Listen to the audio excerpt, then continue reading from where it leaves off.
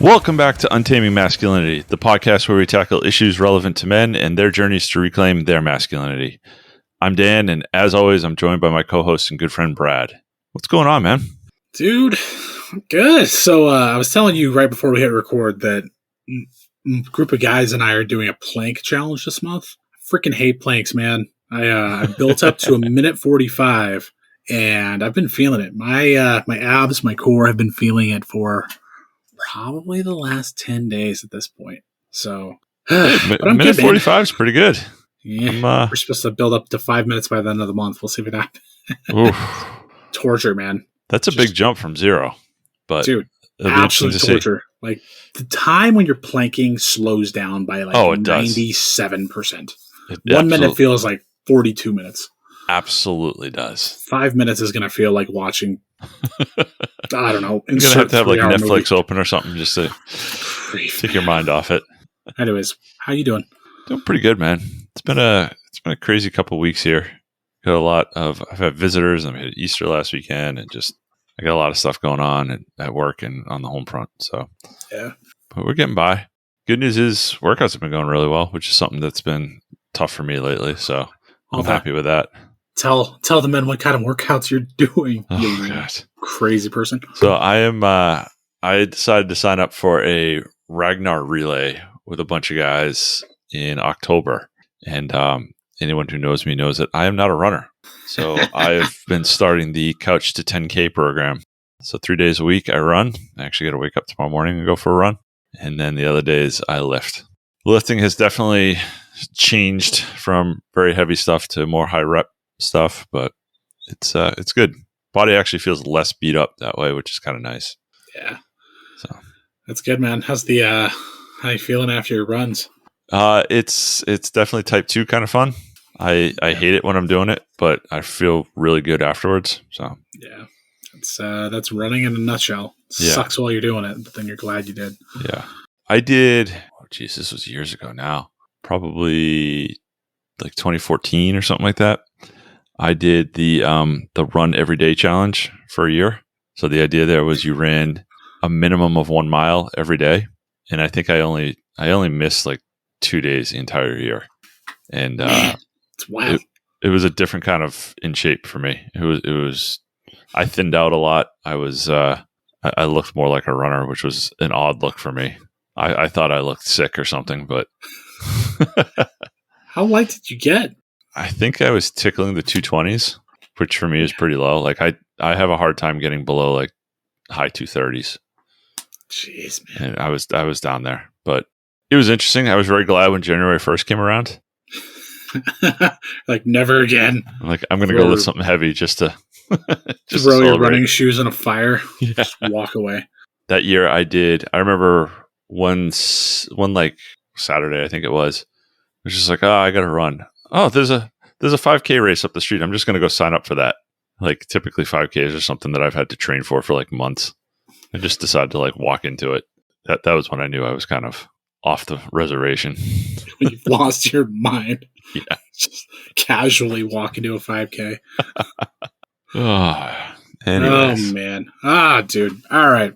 I recently have been reading the book Ego is the Enemy by Ryan Holiday. And for any of you who are unfamiliar with Ryan Holiday's books and his works, I would strongly recommend them.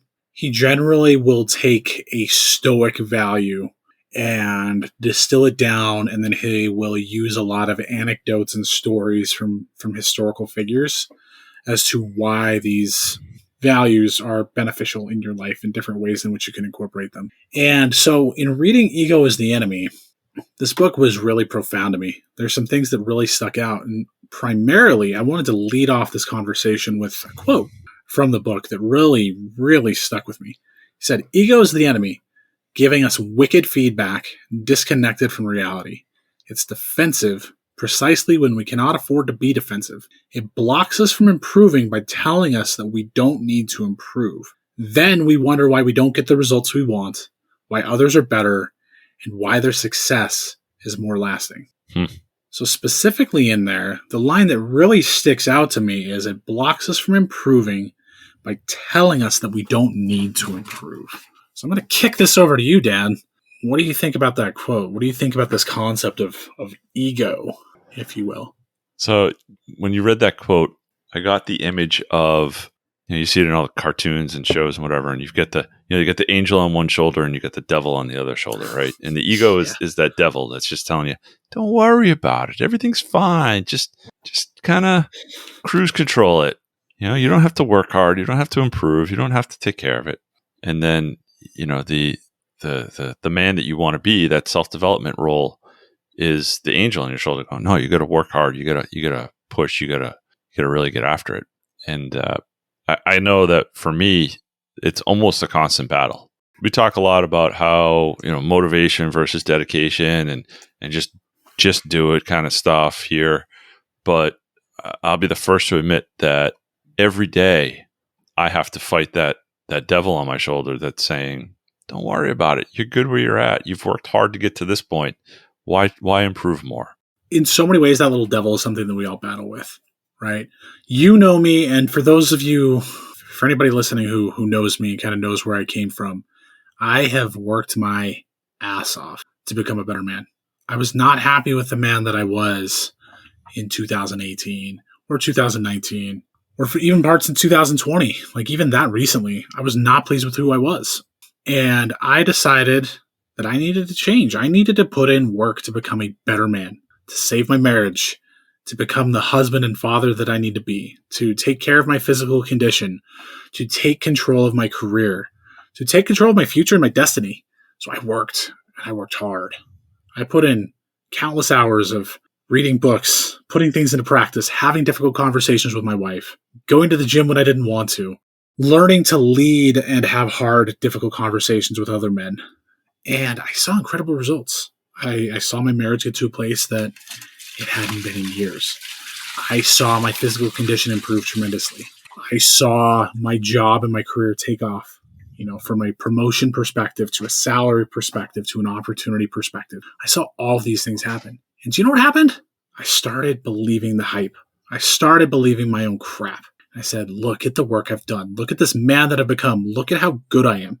I would argue that most men are susceptible to that voice creeping in. But here's the thing. I entertained it. So I've told a lot of men around me, and I don't know if I've said this on this podcast before, but toward the end of 2022, that ego had flared up and I was like, I'm doing great. Life is great. I have no challenges. Everything is in a good place. My marriage is good. My job is good. Life is good. I have no hardship. And I got complacent. My ability to improve was blocked because of this voice in my head saying, you don't need to improve. Look at how good your life is. Look at all the work you've done. Look at this guy you've become. You're a man that other people look up to. And I started believing it. I started believing the shit. And do you know what happened in the moment that I started believing that? Regression came. It didn't come instantly. It wasn't like I fell off a cliff. But all of a sudden, little white lies all of a sudden seem to be okay again. It's okay if I didn't go to the gym today. Or it's okay if I'm going to have those 2 cookies. Or it's okay if I'm impatient with my wife or my kids. Those things come and they come quietly. They come subtly. Almost like a thief in the night. And the next thing I know, my wife's sitting me down saying, Brad, I feel like you're regressing. I feel like you're not the man that you've been trying to become. And it was very eye-opening and very painful to hear that. Think, I've spent all this time and I've worked so hard to become this man. And then I let it slip away. And I simply let it slip away because I started to tell myself everything was okay and that I didn't need to improve. I let my ego get in the way. And luckily, I had enough wherewithal to do something about it. But I did notice when I pulled my head out of my ass that I'd regressed, that I had some work to do to get back on track, to get back to where I needed to be. So the thing I honed in on there in that whole conversation was you were talking at the beginning and you said, at the beginning of when you got comfortable, you said, I don't have any challenges in life. As if it was a good thing. Yeah, 100%. How many times do we get to the point where we go, I've conquered all the demons. I've conquered all the problems. I have no challenges. Guys, challenges are good things. Challenges are what keep us moving forward. It's the exactly what you described is, that feeling of I've crested the mountain, so I can lay off now. I got 2 examples, right? One is physical fitness, right? We can always go back to this, but it's a great example here in that I've had situations in my life where I've always been kind of a yo-yo weight guy. I'll put on weight, and I do it under the guise of, oh, I'm lifting heavy now so I can be bigger. Bullshit. Bulk season. Yeah. But I'll put on weight and then I'll drop weight. And you get to the point where you get right down to kind of that goal weight and you're like, oh, I've achieved it now. Well, what you don't realize, what most people don't realize is it doesn't mean you can lay off the gas. It doesn't mean the challenge is over. Now the challenge is to maintain that, which is possibly a harder challenge because there's less results. You're not seeing the scale drop or the physical change in the mirror necessarily. You're just seeing it stay the same. But the other one, and it's very similar to your situation that I had recently, was we've been really busy at home. My wife and I are both going through work situations, good stuff, but we're both going through some stuff. And the kids are busy, we're busy. I got a lot of stuff going on with men's groups and other things. This podcast, school, like there's just a lot of stuff on our schedule right now. And all of a sudden I poked my head up and I realized my wife and I haven't been out on a date night, and I can't remember the last one. Months and months. We haven't gone away at all. We barely see each other at night because we're running in different directions. And, we both came to the realization at the same time that our relationship was so good that we stopped working on it and we stopped putting the effort in. And it's nothing that's unrepairable, but we both kind of came to this realization that, holy shit, like, we have really let all that work that we did to get to that really good place slip because we stopped doing that work. We let our egos get in the way and said, we got this on lockdown. We can coast now. And, we kind of looked at each other and we're like, we're kind of like roommates right now. Like not in a bad way, but we're just like passing the night, and not really together. So we've been working on that a lot lately. And it's coming back for sure, but it's a prime example of you got to keep working, you got to keep pushing forward, and you got to find those challenges. Back to that term that you used. If you don't have those challenges, there is no staying still. You're either moving forward or you're regressing. You can't stay in that moment at all. So you either got to put in the work and move forward, or you will regress. Yeah. I think about that all the time, about what is it within us that when we achieve something great, or even if we don't necessarily notice that we've achieved something, when we get out of bed one day and say, man, I've arrived. Why do we think that way? Like, why is it that all of a sudden it's like, I don't think that we actively seek this out, but there's something within us that says, I've arrived. I've done it. I've become this guy. I can ease up off the gas. I can get complacent. It's ego, for one. Yeah. But you're going to say something. What?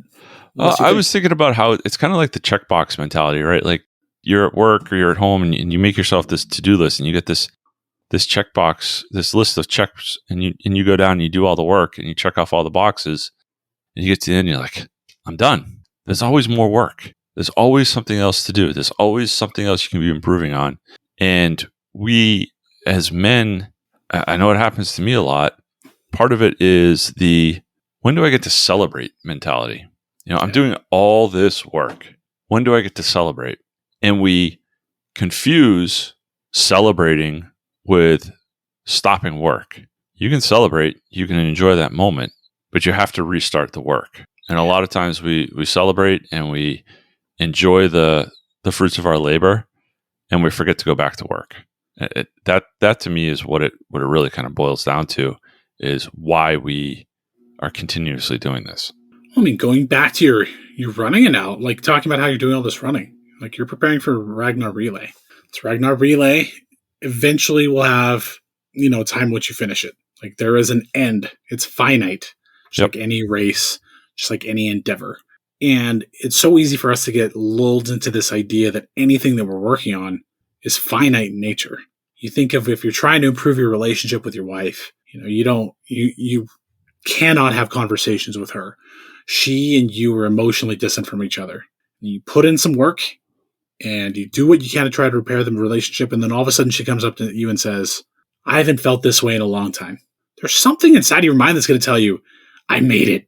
I did it. I won. I won. But have you won?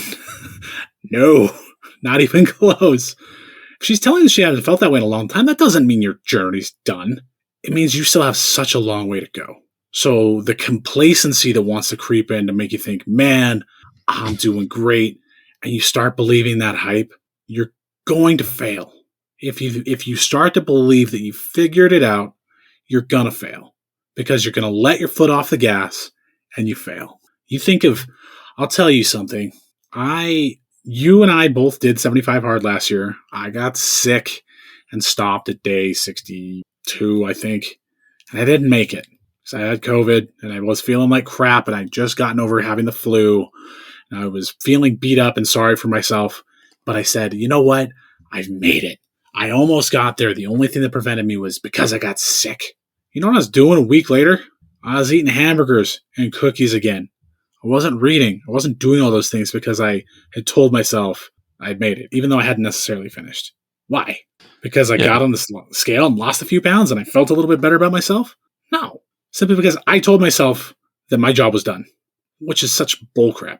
I did the same thing at the end of it, though. Right? I got to the 75 days and I went, I'm done. I can have a drink. I can have a pizza. I can have a whatever. Yeah. And you know what? You can. You absolutely can. You worked hard. You hit your goal. You deserved it. But I forgot to get back on the wagon. Yeah. And keep working. Right? I forgot to. I all those gains that I got from those 75 days of work, I lost in probably 2/3 of that time. Yeah.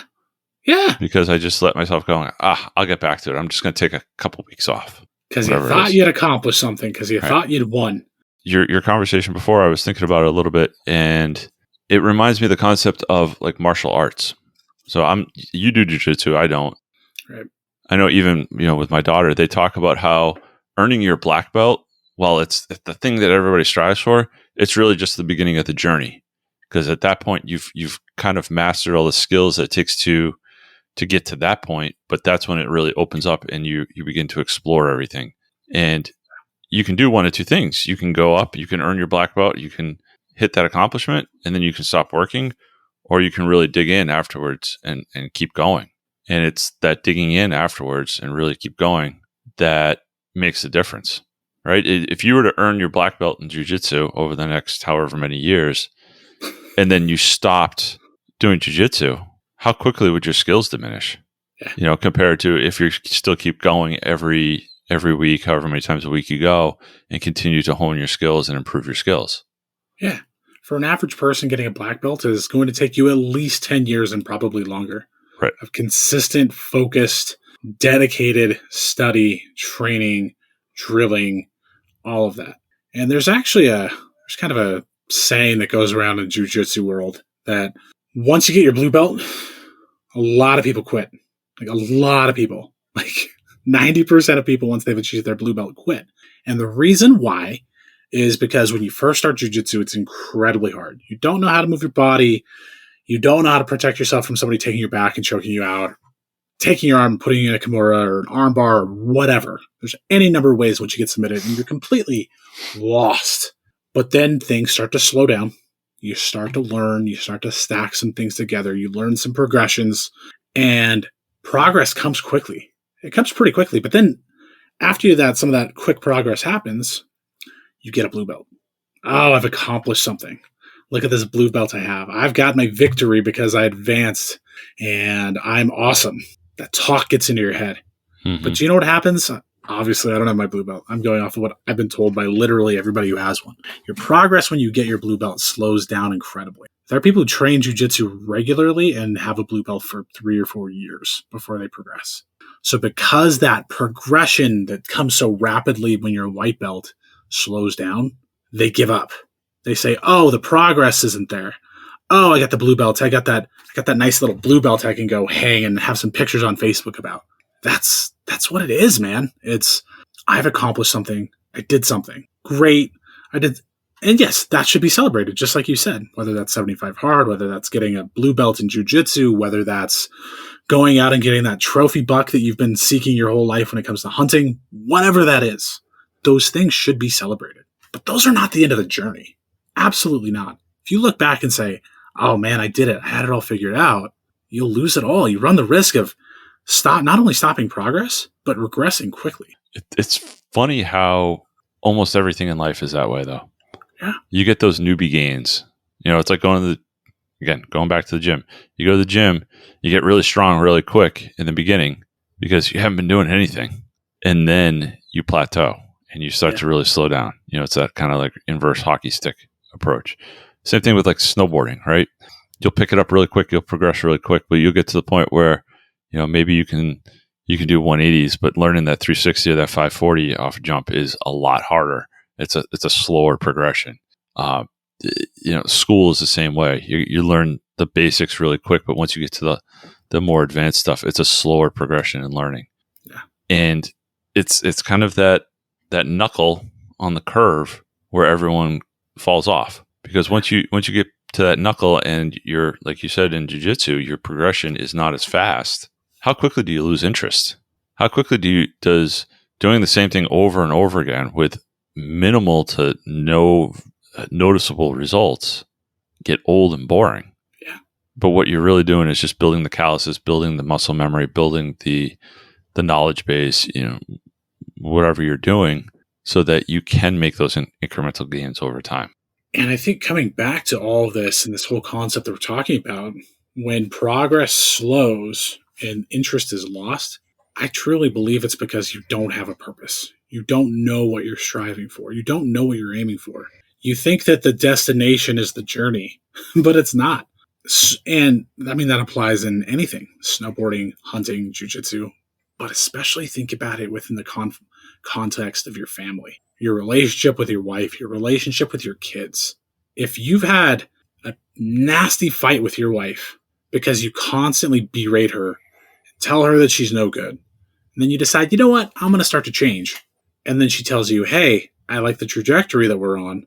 You decide, oh, okay, cool. I did it. I did everything I need to do. But you don't have a purpose for what you want to be as a husband and as a man to her. You're going to revert back to that piece of crap who yells at her and berates her. If you don't know what you're striving for and what you're aiming for in your relationship with her, you will regress because you will rest on your laurels and get complacent. The same with your kids. If you want to raise your kids in such a way, and you want to ensure that your kids, when they leave the house, are ready to conquer the world based on what you've taught them and shown them and helped them with, if that's not laid out and if you don't have a plan to execute upon, you're going to fail as soon as a bump gets in the way. So this conversation, this part of the conversation begs a question. A lot of guys will continue the journey initially because they are seeing those gains. They are seeing the incremental wins, the incremental improvements in whatever they're doing. Once you get to that point where you've peaked a little bit and now the wins are coming less frequently, the improvement is less noticeable, what are some tips, tricks, tools that guys can use to change the mindset or the motivation or the drive to continue on that journey and to continue moving forward, even though maybe you're not seeing as much improvement on a regular basis as you were previously? Yeah, in addition to that, what can you do to make sure that you don't get complacent and say, I'm there, I did it? Right. I'm a big fan of gamification. I like setting challenges for myself. Little things that I can do to win. What's something that I know that I can do to execute upon? Like something that I've noticed throughout my marriage, for example. I really want to focus on that because I'm very focused on being a better husband. Is my wife will sometimes make comments of how difficult it is to make dinner or how much she would love it if I could, cook more often. That's the bare minimum, I think, in my opinion, that a man should be able to cook for his family at least once a week. So from a gamification perspective, I will identify something that not only I want to make, but I want to make really, really well. And I'm not a good cook. I kind of suck at it. But there's a couple things that I can do pretty well. But I'm constantly saying, okay, I'm going to focus on making this. I'm going to ask them how it is. And I'm going to find ways that the next time I make it, it'll be that much better. Mm-hmm. You have to constantly be challenging yourself. And these can be micro challenges. These can be little things that you think of on a whim. Oftentimes when I think of times where, my wife's frustrated with me or we've kind of been in a lull and we haven't had good conversations or, anything of that nature, something in the bedroom's lacking, for example, it's what can I do in a small way to let her know that she's still important. And I find a way, I find a target that I can throw out there. Oh, here's this idea I have that I can maybe do next week. Or here's something that I can do there. So it's gamification to introduce this idea of like an exciting, interesting way to constantly be moving the needle.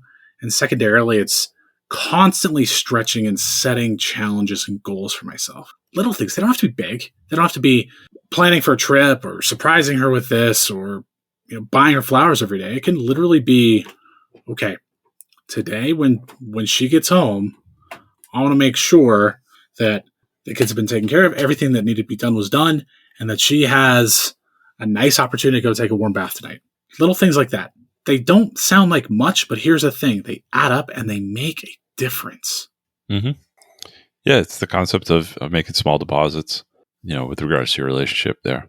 Mm-hmm. The gamification part really struck home with me because I was thinking about how I track my improvements.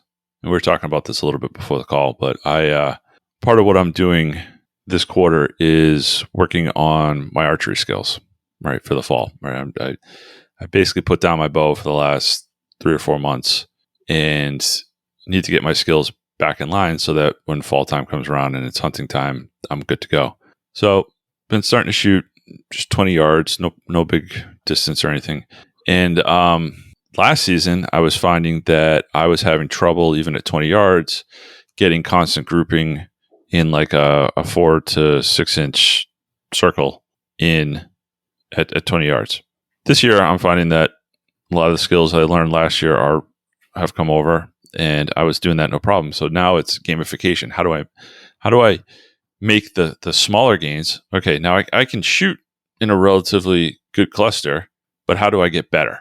Yeah. So I don't have the room in my yard to branch out to longer distances. So how do I get better at the shorter distances, which theoretically should help me at the longer distances? So I've gone from the 4 or 6 inch target down to like the 2 inch target. And now the goal is to get a certain percentage of shots in that 2 inch target on a regular basis.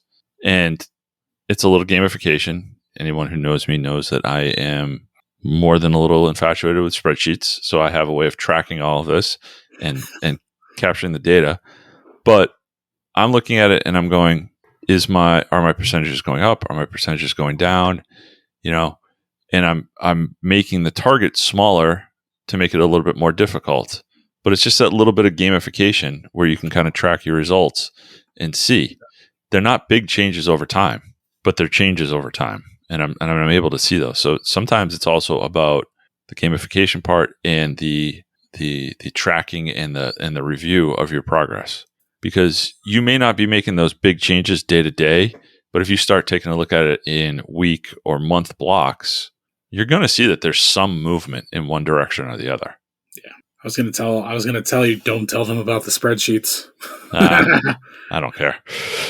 It's an unhealthy obsession.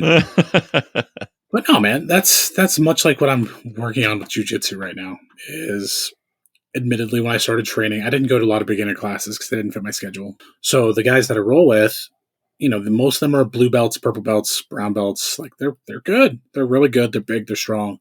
And so I was just open rolling, not really having much success. And then I had a come to Jesus moment in the sense of, okay, I need to, one, focus on one singular thing that I'm going to do well. So right now I'm working exclusively on back escapes. So if somebody gets my back, I drill it repeatedly. And then, okay, once they've done that, they threw this wrinkle in. They threw me in a body lock. How am I going to address that? So as they're doing that, I'm drilling it constantly and repeatedly enough to know that if I can escape consistently from back control, that I'm doing it. So I'll take notes. I'll really focus on it. There's a lot of deep diving into that. And that keeps me hungry because there's a certain level of challenge. I know that my success rate when I go into this, especially when I first started drilling this, wasn't going to be very high. I knew that maybe I'd be able to get out of backs 25% of the time. Now, when I do it, I can get out with, there's a couple guys I still can't get out of, but I've noticed incredible gains. And I would say I probably get out of back control 75% of the time now, simply through a willingness to drill and be incredibly focused. And here's the other thing when it comes to complacency. If you're ever feeling complacent, introduce the concept of challenge, struggle, adversity, difficulty into your life. Now, that doesn't mean yelling at your wife or something stupid like that, But for example, when I was talking about this story earlier with how I was in this lull in this complacent place, what really got me back on track, honestly, was physical challenge. Push-ups. I set out to do push-ups every day. Sounds weird, but if you set out with a target to do push-ups every day, you're going to realize you're that much more focused to execute. Like something, I was talking at the beginning of the call, way back when we introduced ourselves, of this plank challenge that I'm doing with these guys. Every single day, I'm doing a plank, and planks suck. I'm sitting here quivering and shaking and just chattering my teeth because I know I've got to do tonight I've got to do 1:50 seconds, and I'm not looking forward to it whatsoever. But I'll tell you what, that simple act of challenging myself and introducing difficulty and a little bit of discomfort, I have been much more focused these last couple weeks simply through the act of doing that, through other men challenging me and trying to one-up me and making sure that I do it. I'm that much more focused. I've been that much better at home simply because I'm willing to introduce some level of discomfort into my life. So for anybody who's feeling complacent or feeling like they've hit a lull, how are you challenging yourself? That's a question you should really look introspectively on. What are you doing to challenge yourself? Preferably physically. Mentally would be okay as well. But something where you're stretching, where you're getting uncomfortable, or you're doing something you might not particularly enjoy. So I'll tell you what, doing that makes a difference. It's wild. You mentioned preferably physically. I would say everyone should have some kind of physical challenge. And it should challenge you at your level, right? Your physical challenge may be, I'm going to walk a mile a day. Not the hardest thing for most people to do, or even 10 minutes a day. Not the hardest thing for most people to do. But you may be in the kind of shape or have physical limitations where that is hard for you. The flip side to that is don't make it out of reach either, right? We talk about doing hard things all the time, but when we do hard things, we have to be conscious of, is this hard because it's within my capability, but it's a reach? Or is it hard because I'm not really capable of doing this, but I'm going to try my best to get as close to that as possible? If it's the latter, you're setting yourself up for failure because you'll never do the task. You'll never achieve the task. If it's the former, where it's within your capability, but it's high up on the difficulty level, that's kind of where you want to be. So for me, I couldn't go out and run a 10K right now straight. It just wouldn't happen. So I have to use the Couch 10K program, which is basically walking in the beginning with little spurts of running. And it's just like your plank. It's every week you get a little bit more and a little bit more and a little bit more and a little bit more. And all of a sudden you're running more than you're walking. And then all of a sudden you're not walking at all. And it's that growth set of finding your comfortably uncomfortable spot and monitoring that, because as you do it, that comfortably uncomfortable level is going to keep getting further out there. Yeah. But I really, truly do think that something physical is where people should start. We can all be cerebral and do mental stuff, and that's great. And there's a definite place for it, and there's value in it. But everybody can do something physical. Everybody can track something physical. And it gives you, I won't say an easy win, but it gives you a good place to baseline. Whereas the mental stuff is a lot more murky. Murky. That's a good way of putting it. Yeah, you nailed it, man. At this point, I don't know what else there is to add aside from, if you find yourself feeling complacent, take a look at the mirror, ask yourself why. Ask yourself what you could be doing that you're currently not doing to get yourself back on track. Because ultimately, if you allow yourself to remain complacent for a while, you will regress. You will find yourself moving backwards. And if you find yourself moving backwards, you can undo all the gains that you've accomplished if you allow that to happen. Very well said. What else to add. Very well said. Anything else you want to add? No, I think that's good. I just want to thank the guys for listening. This was one of our more deeper conversations, I would say. We're looking forward to bringing you guys some more of these, as well as some. We got a fun one lined up for next week, I think. So the guys will like that one. I'm looking forward to that. We're gonna have a guest in, so that'll be a fun conversation. But I want to thank you guys for listening. Make sure you're checking us out online at untamingmasculinity.com. That's where we've got all our show notes for this and all of our other episodes. We're also getting busy on social media. We've got all these podcasts as well as being on your podcast player. They're on YouTube, so you can check us out there and check out our Instagram account. That's where we've been the most active. We're getting really close to 300 subscribers. We would love to have you guys get us up over that hump. So please share things, share with your friends, put us out there, and get us noticed. I think we're going to try and do a special episode when we hit 300 members or 300 followers there. And maybe we'll do a big AMA or something like that. Appreciate you guys listening there. Make sure you're checking us out and come back next week for some great content. Until then, we'll leave you with just one question. What are you doing to untame your masculinity?